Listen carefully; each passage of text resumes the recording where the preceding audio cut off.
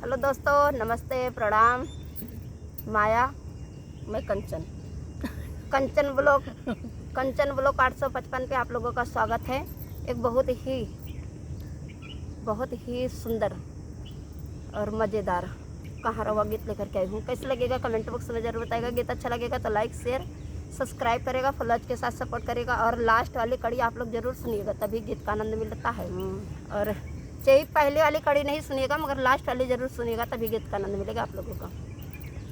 चल रही हूँ सुनाने, देर ना करते हुए।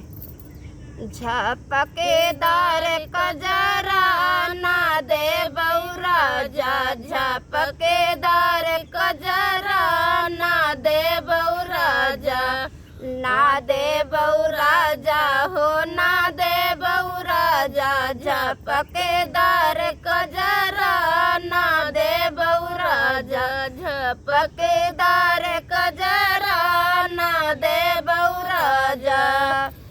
बगिया में जाई तो छैला निहारई, छैला निहारई हो छैला निहारई।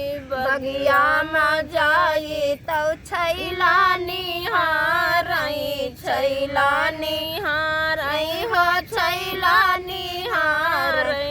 कठोर तोरी बतिया ना सुनबई राजा, कठोर तोरी बतिया ना सुनबई राजा। झपकेदार कजरा ना दे बौराजा, झपकेदार कजरा ना दे बौराजा, ना दे बौराजा हो ना दे बौराजा, झपकेदार कजरा ना दे बौराजा, झपकेदार कजरा ना दे बौराजा।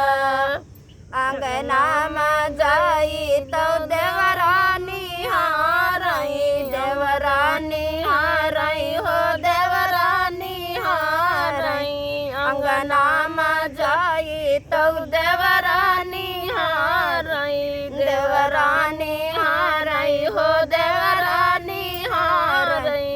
नरम रस बतिया ना तोड़ बौराजा, नरम रस बतिया ना तोड़ बौराजा, झपकेदार कजरा ना दे बौराजा, झपकेदार कजरा ना दे बौराजा, झपकेदार कजरा ना दे बौराजा।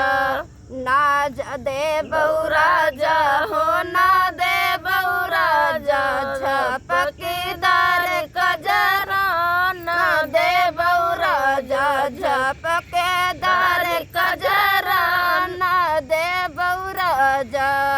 हमारा गीत कैसे लगेगा कमेंट बॉक्स में आप लोग बताइएगा, गीत के माध्यम से आप